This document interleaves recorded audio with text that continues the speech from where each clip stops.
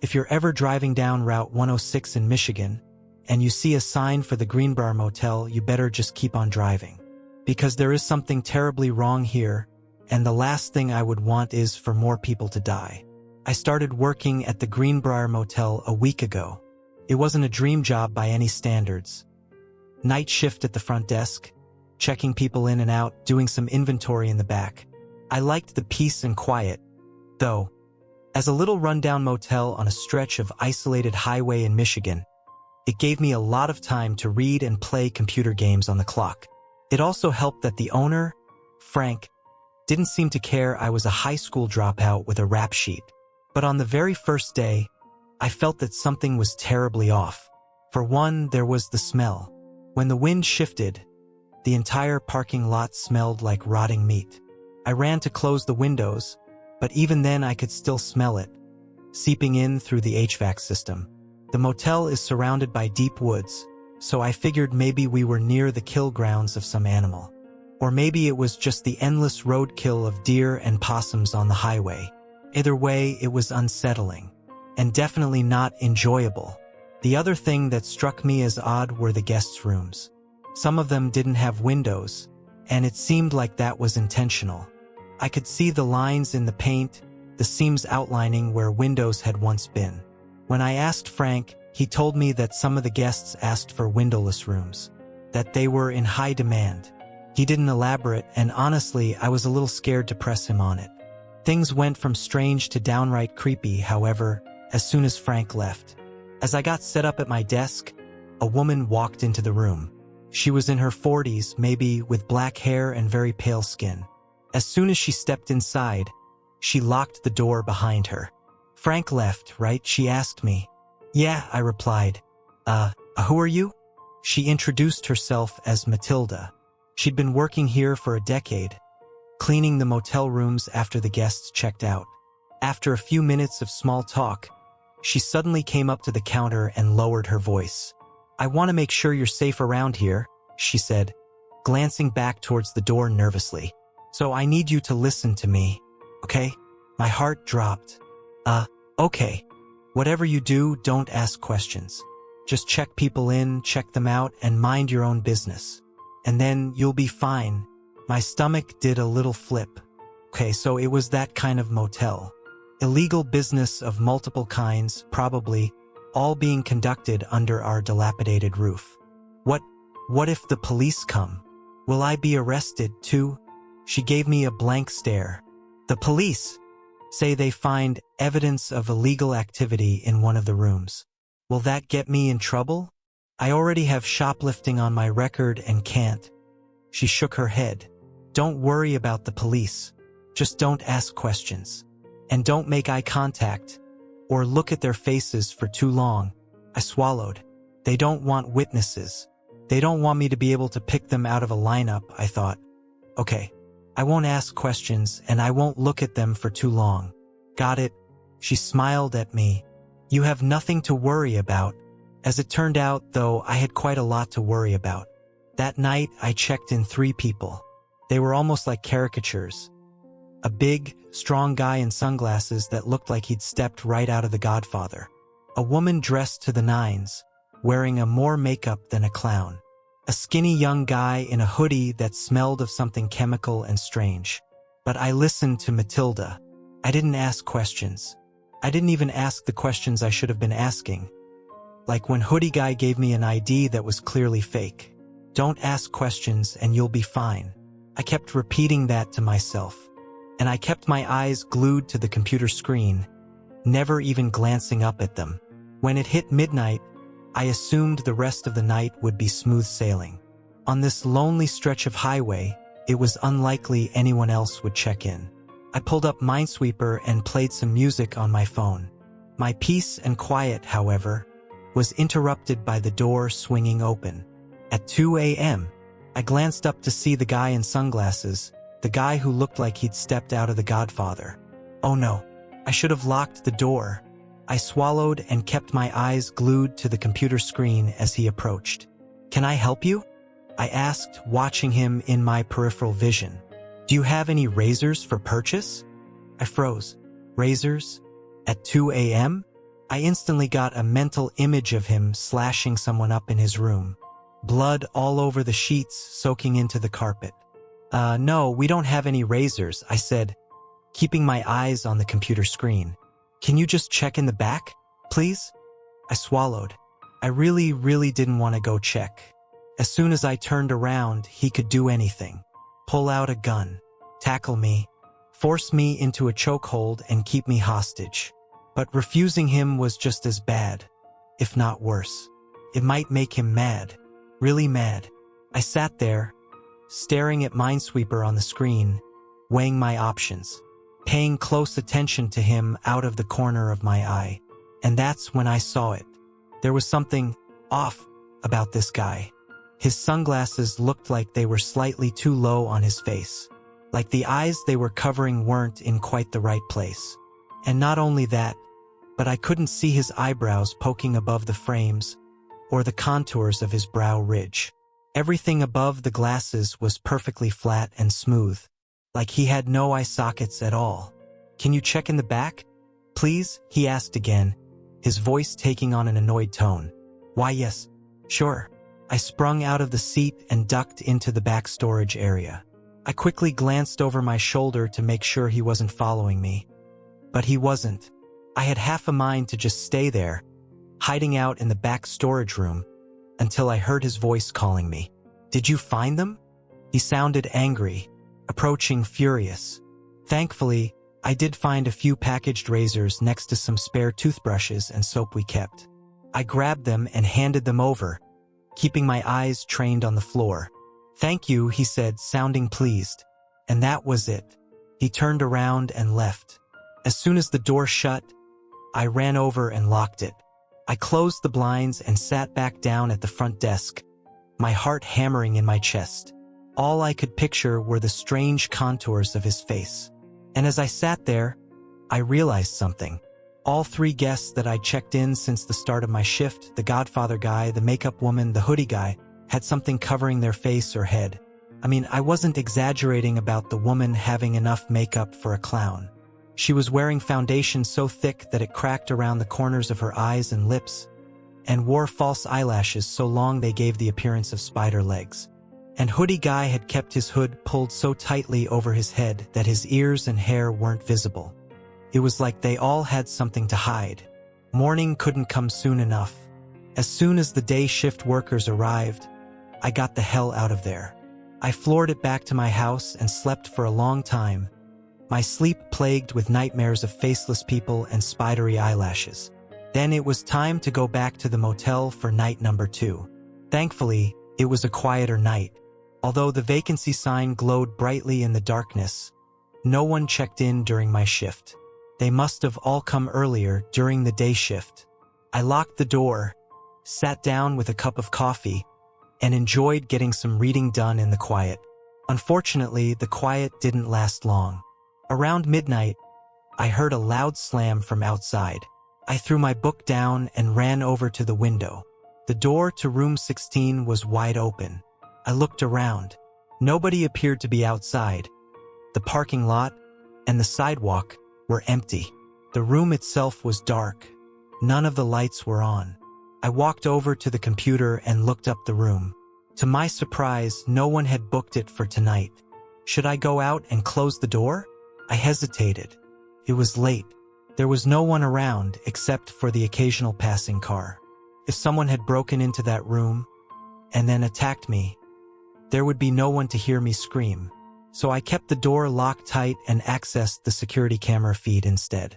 As I rewound it, I saw what happened. The door had opened, and then a woman had walked out of it.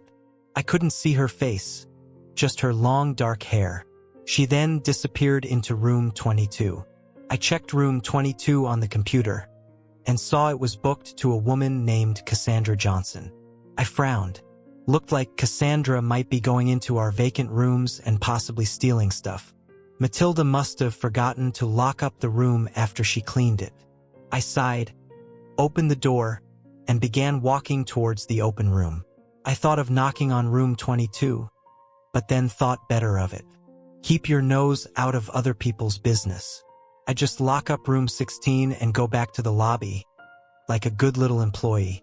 I walked towards to the open room, but as soon as I got close, a horrible smell wafted out of the room, like something rotting, decaying.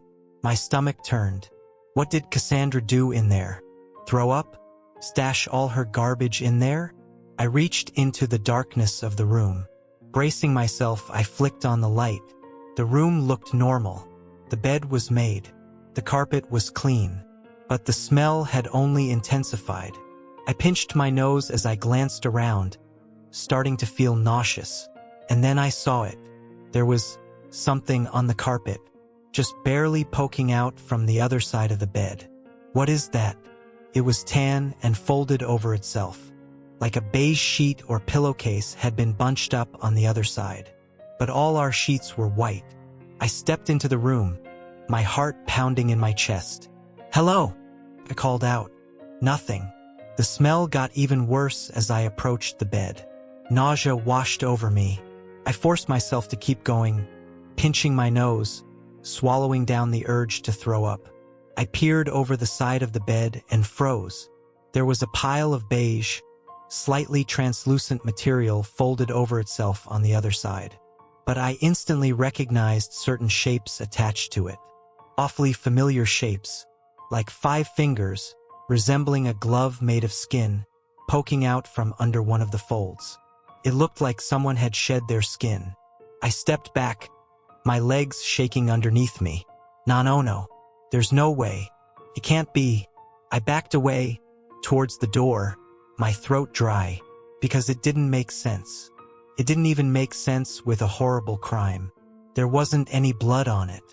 It hadn't been cut off someone. It was like a snake's skin, clean and perfect, holding the shape of its wearer like a ghost. I ran out of the room and saw, walking towards me down the sidewalk, the woman from room 22. Strands of her dark, straight hair hung over her face, but I could tell through her hair that there was something wrong with her face.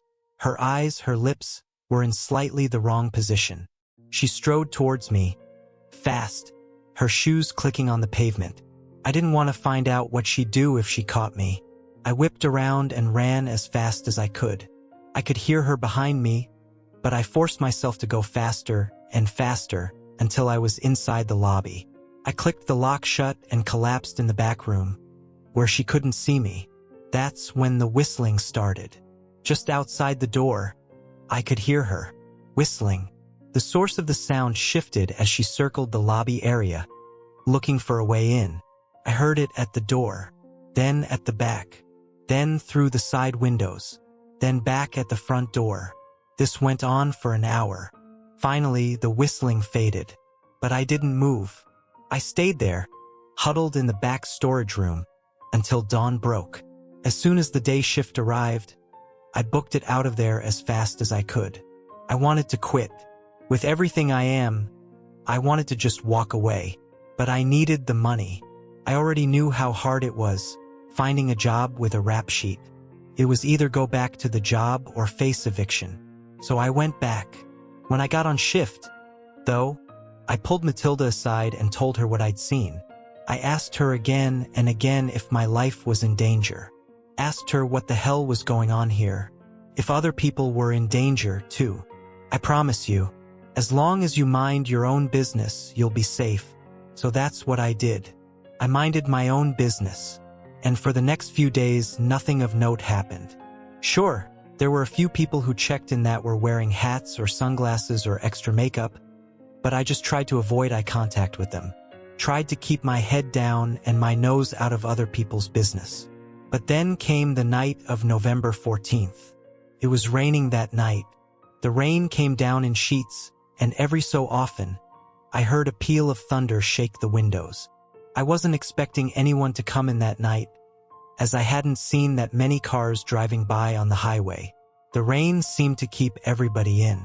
But then I heard a knock. When I looked up, I saw a man staring in the window. A chill ran down my spine. He was wearing a hoodie that hid his head and kept his face mostly in shadow. And he was rather aggressively banging on the window, like he was in a hurry. I grabbed the mace I kept under the counter and slipped it into my pocket. Then I approached the window. "Do you have any vacancies?" he asked in a low voice, barely audible above the pounding rain. The vacancy sign glowed brightly behind him. There's no way he could have missed it. "Yeah. Come on in," I said, unlocking the door with one hand and gripping the mace in my pocket with the other. He stepped inside. Rain dripped off his jacket and onto the floor. I barely glanced at him, turning around and walking back around the counter. Then I sat down at the computer, keeping my eyes fixed on the screen. In my peripheral vision, I could see him, leaning over the counter, his face only about a foot or two from mine, so close that I could smell the stale, mothball odor coming off his clothes. So close I could hear drops of water plopping onto the counter from his sleeve. "Can you go faster?" he asked, his voice raspy in his throat. "Sorry, sir." "I'm going fast as I can," I replied, my heart starting to pound. It's an old computer. My fingers slipped on the mouse as I rushed to click the buttons. "I don't have all day," he growled, looming even closer to me. I wanted to look at him. My eyes were itching to glance up at the man that was 6 inches from my face. But I forced myself to stare at the screen. Whatever the hell was going on here, I was not going to be a witness. I was not going to look up and find myself face to face with a Smith & Wesson. "Your name?" I asked. As soon as the words came out of my mouth, I froze. I needed a name to book the room. That's all. But maybe he wouldn't see it that way. Maybe I wasn't supposed to ask for names. Maybe that was part of Frank's understanding with certain guests. Thankfully, nothing happened. After a second of hesitation, he replied, "Daniel Jones." The name struck me as fake. Common first name, common last name. But who even cared at this point? I typed his name into the system and completed the booking process. He paid for the room in cash, which was another unnerving detail, but I tried not to worry about it. I turned my back and took a key off the hook. "Room 7, I said, handing it to him. He thanked me and then waited by the door. I waited for a minute, then 2, but he didn't leave. "Do you need something?" I asked, careful not to make eye contact. "Can you escort me to my room?" Oh, hell no. There was no way I could go out there, in the middle of the night, with this creepy guy. That was like a death sentence. I glanced out the window and spotted his car, a beat-up sedan, in one of the nearby parking spaces. The murder scenario played out in my head. Shoves me into the hotel room, kills me, sticks my body in the trunk, throws it in the middle of the woods. Or maybe worse.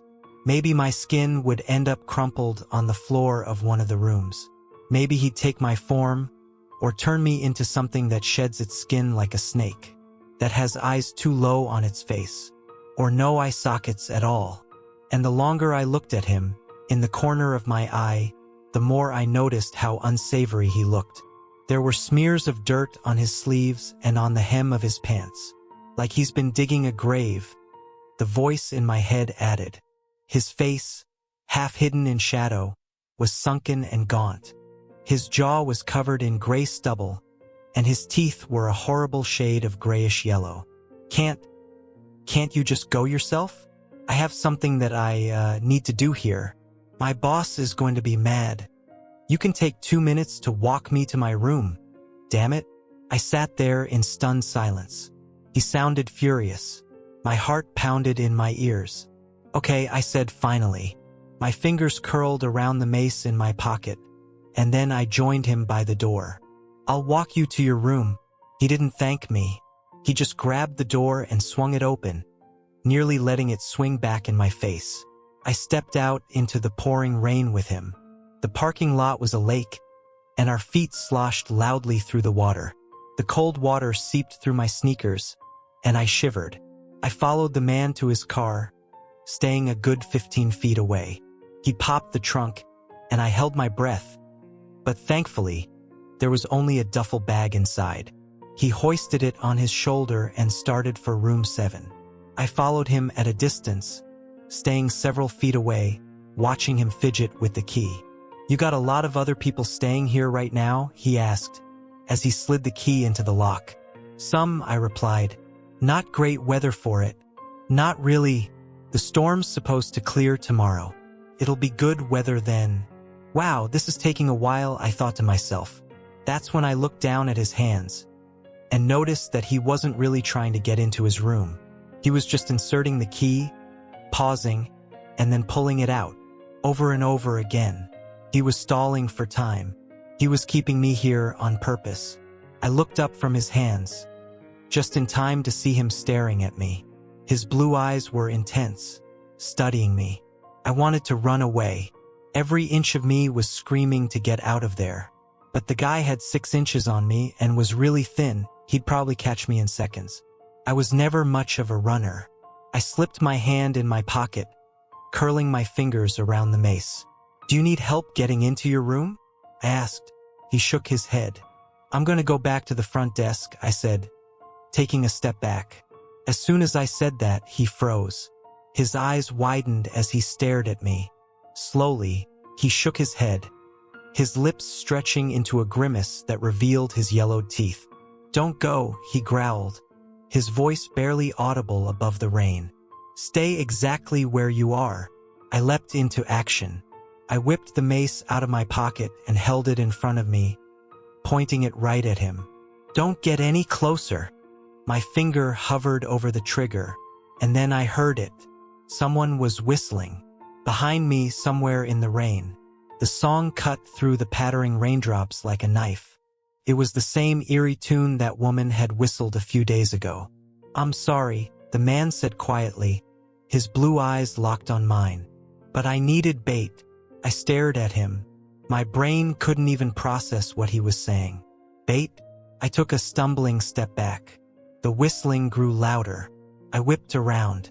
Through the rain, I could see someone walking through the parking lot, barely lit by the flickering street lamp. The mace fell from my hands and clattered to the ground. Then I turned and ran as fast as I could towards the lobby. The whistling stopped, and then I could hear loud, splashing footsteps, growing louder with every second behind me. I swung the door open, slammed it shut, and turned the lock. I pulled the blinds down over the window. Panting, I parted them with my fingertips and peered out into the night. There was a woman standing in the parking lot. The same woman I had seen a week ago. Her hair and clothes were drenched with rain. But she was smiling. This big, lopsided grin that sent chills down my spine. And her eyes were strange, wide and wild, incredibly light blue. In the darkness, it almost looked like she didn't have irises at all. Just 2 pinholes for pupils, staring right at my door. No. She took a step forward. I ran over to my desk, grabbed my cell phone, started dialing 911. Come on. 911. What's your emergency? I'm at the Greenbrier Motel and there's this guy and this weird woman. Thump. I was cut off by a loud thump nearby. I ran to the window and peered out. The man who'd booked room 7 was running towards the woman. He was holding something up in the air, a short dagger, gleaming silver in the rain. He's attacking her. I screamed into the phone. The woman's face changed. Her features twisted, her grin crept up to her eyes. Her arms crackled and stretched.